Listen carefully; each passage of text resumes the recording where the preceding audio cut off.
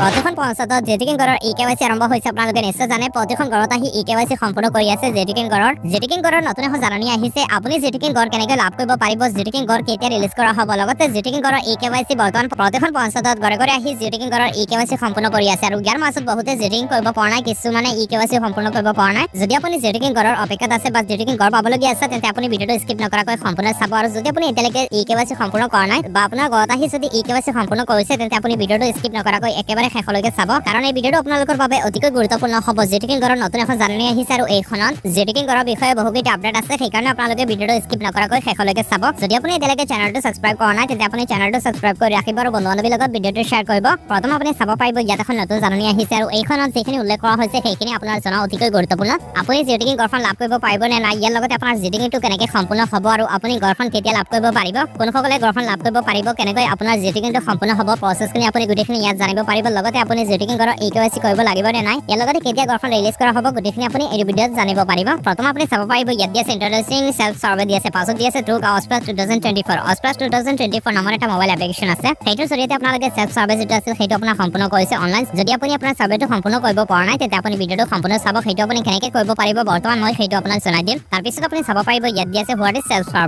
Survey মানে কি, ইয়াত আপুনি চাব পাৰিব ইয়াত দি আছে self survey is an option on অস্প্লাছ 2024 app to apply directly for PMAYZ house if they are eligible দি আছে। ইয়াত আপুনি নিশ্চয় বুজি পাইছে, আপুনি অস্প্লাছ 2024 নামৰ যিটো মোবাইল এপ্লিকেশ্যন আছে সেই এপ্লিকেশ্যনৰ জৰিয়তে ডাইৰেক্টলি আপুনি PMAYZ অৰ্থাৎ প্ৰধানমন্ত্ৰী আৱাস যোজনা চৰকাৰী ঘৰৰ বাবে আবেদন কৰিব পাৰিব। লগতে আপুনি ইয়াৰ বাবে এলিজিবিলিটি নেকি, আপুনি ইয়াৰ বাবে যোগ্য নেকি সেইটো আপুনি চাব পাৰিব। এতিয়া 19 মাৰ্চত অসমত আৰম্ভ হৈছিল চৰকাৰী জেটিকিং গড়ৰ সাৰ্ভে। যদি আপুনি সেই সময়ত আপোনাৰ সাৰ্ভেটো সম্পূৰ্ণ কৰি লৈছে তেন্তে আপুনি আগলৈ কি কৰিব লাগিব, কেনেকৈ গড়খন লাভ কৰিব পাৰিব সেইটো আপোনাক মই এইটো ভিডিঅ' জনাই দিম। আৰু ইয়াৰ লগতে আপুনি যদি আপোনাৰ সাৰ্ভেটো এতিয়ালৈকে সম্পূৰ্ণ কৰিব পৰা নাই তেন্তে আপুনি সেইটো কেনেকৈ কৰিব পাৰিব সেইটো আপুনি ইয়াত জানিব পাৰিব। তাৰপিছত আপুনি চাব পাৰিব ইয়াত দি আছে if you are not surveyed by ASRLM SAKI during 17 March 2 April দি আছে আণ্ডাৰ নিশ্চয় আপুনি অস্প্লাছ 2024 নামৰ এপ্লিকেশ্যনটো ব্যৱহাৰ কৰি আপুনি আপোনাৰ PMAYZ অৰ্থাৎ প্ৰধানমন্ত্ৰী আৱাস যোজনা গড় তালিকাত আপোনাৰ নাম অন্তৰ্ভুক্ত কৰিব পাৰিব। আপুনি এখন চৰকাৰী ঘৰৰ বাবে আবেদন কৰিব পাৰিব ইয়াত কোৱা হৈছে। কিন্তু আপোনালোকে সেই সময়ত যদি কৰি লৈছে তেন্তে ভাল খবৰ, আৰু যদি আপুনি কৰা নাই তেন্তে আপুনি কেনেকৈ কৰিব পাৰিব সেইটো আপোনাক মই ইয়াত জনাই দিম। তাৰপিছত আপুনি চাব পাৰিব ইয়াত কোৱা হৈছে how to survey yourself দি আছে, আপুনি কেনেকৈ আপোনাৰ সাৰ্ভেটো সম্পূৰ্ণ কৰিব পাৰিব। প্ৰথম আপোনাক মোবাইল এপ্লিকেশ্যন যিটো আছে সেইটো আপুনি ডাউনলোড কৰিব লাগিব। অস্প্লাছ 2024 নামৰ এপ্লিকেশ্যনটো আপুনি প্লে ষ্টৰৰ পৰা ডাউনলোড কৰিব লাগিব।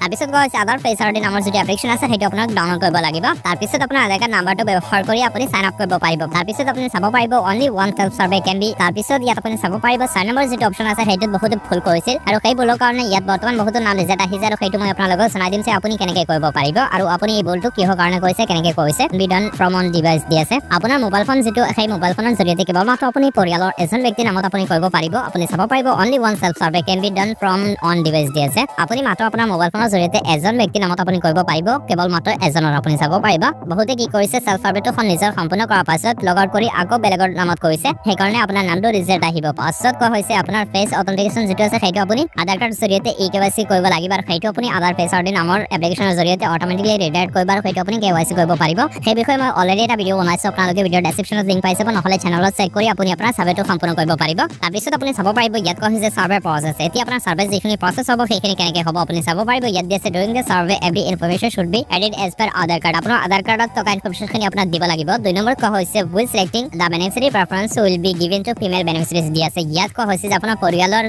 যিজন মহিলা আছে সেইজনৰ নামত আপুনি কৰিব, কেৱল মাত্ৰ মহিলা বেনিফিচিয়াৰীসকলে লাভ কৰিব পাৰিব। ইয়াত কোৱা হৈছে selecting the beneficiary preference will be given to female beneficiaries দি আছে। আপোনালোকে নিশ্চয় বুজি পাইছে, ফিমেল অৰ্থাৎ মহিলা যিসকল আছে সেইসকলৰ নামত কৰিবলৈ দিছে। কিন্তু যদি আপুনি এজন পুৰুষ হয় আৰু আপুনি যদি প্ৰাপ্য এজন হিতাধিকাৰী হয় চৰকাৰী ঘৰৰ বাবে যোগ্য তেন্তে আপুনি 100% লাভ কৰিব পাৰিব। কিন্তু ইয়াত ফিমেল কোৱা হৈছে, ফিমেলৰ কাৰণে যদি আপুনি কৰে তেন্তে ৰিজেক্ট হোৱাৰ চান্স একেবাৰে কম, আপুনি আপোনাৰ ঘৰখন ডাইৰেক্টলি লাভ কৰিব পাৰিব। পাছত 3 নম্বৰ যিটো অপশ্যন দি আছে if any information is found to be incorrect later at the, যদি আপুনি কিবা ভুল ইনফৰমেশ্যন ছাবমিট কৰিছে তেন্তে আপোনাৰ ওপৰত একশ্যন লোৱা হ'ব। যদি আপুনি ফৰ্ম ফাৰ্ষ্ট ছাবমিট কৰাৰ সময়তে আপুনি কিবা ইনকাৰেক্ট ইনফৰমেশ্যন দিছে হয় তেন্তে আপোনাৰ পৰিয়ালৰ যিজন মেইন হেড হয় সেইজনৰ ওপৰত একশ্যন লোৱা হ'ব। ইয়াত আপুনি চাব পাৰিব সেইজন ৰেছপনচিবল হ'ব, সেইকাৰণে আপুনি ফৰ্ম ফাৰ্ষ্ট ছাবমিট কৰাৰ সময়তে কিবা ভুল নকৰিব। তাৰপিছত আপুনি কম্পেনী আহিব। এতিয়া আপুনি চাব পাৰিব আপোনাৰ কি নথিপত্ৰৰ প্ৰয়োজন হ'ব। ইয়াত আপুনি চাব পাৰিব প্ৰথম দি আছে Aadhaar card for every member of the family, আপোনাৰ পৰিয়ালৰ সকলো সদস্যৰ আধাৰ কাৰ্ড থাকিব লাগিব। 2 নম্বৰত আপোনাৰ জব কাৰ্ডখন থাকিব লাগিব। 3 নম্বৰত আপোনাৰ বেংক একাউণ্টৰ সৈতে আধাৰ কাৰ্ডখন লিংক থাকিব লাগিব। যদি আপোনাৰ হাতত এই 3খন নথি থাকে তেন্তে আপুনি আপোনাৰ সাৰ্ভেটো সম্পূৰ্ণ কৰিব পাৰিব আৰু আপুনি চৰকাৰী ঘৰখন লাভ কৰিব পাৰিব। তাৰপিছত আপুনি চাব পাৰিব ইয়াত আৰু বহুকেইটা অপশ্যন দি আছে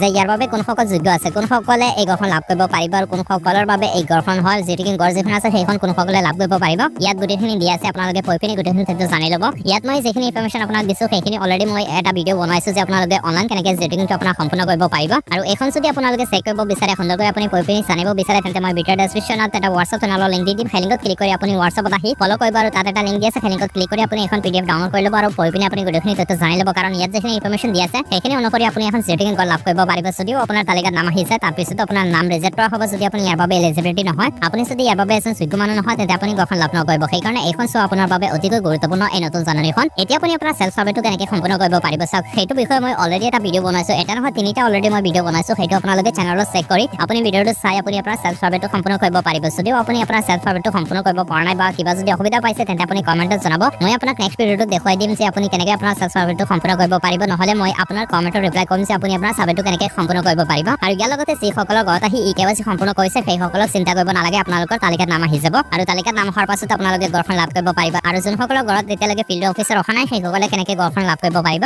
চাওক আপোনালোকে যদি আপোনাৰ সেলফ সাৰ্ভেটো অনলাইন সম্পূৰ্ণ কৰিছে বা অফলাইন সম্পূৰ্ণ কৰিছে তেন্তে অতি সোনকালে আপোনাৰ ঘৰত আহিব ফিল্ড অফিচাৰ আৰু তাৰপিছত আপোনাৰ EKYCটো সম্পূৰ্ণ কৰি দি যাব আৰু আপুনি আপোনাৰ গড়খন লাভ কৰিব পাৰিব আপোনাৰ সেলফ সাৰ্ভেটো যদি সম্পূৰ্ণ হৈছে তেন্তে আপোনাৰ চিন্তা কৰিব নালাগে আৰু যদি আপোনাৰ এতিয়ালৈকে সেলফ সাৰ্ভেটো সম্পূৰ্ণ হোৱা নাই তেন্তে আপুনি ভিডিঅ'ৰ ডেছক্ৰিপশ্যনত লিংক পাইছে বা আপুনি চেনেলত চেক কৰি সেই ভিডিঅ'টো চাই অতি সোনকালে আপোনাৰ সেলফ সাৰ্ভেটো সম্পূৰ্ণ কৰিব সো বন্ধু-বান্ধৱীসকল আজিৰ ভিডিঅ'টো ইমানেই আছিল ভিডিঅ'টো শেষলৈকে চোৱাৰ বাবে ধন্যবাদ চেনেলটো সাবস্ক্ৰাইব কৰিবলৈ নাপাহৰিব ভিডিঅ'টো বন্ধু-বান্ধৱীৰ লগত শ্বেয়াৰ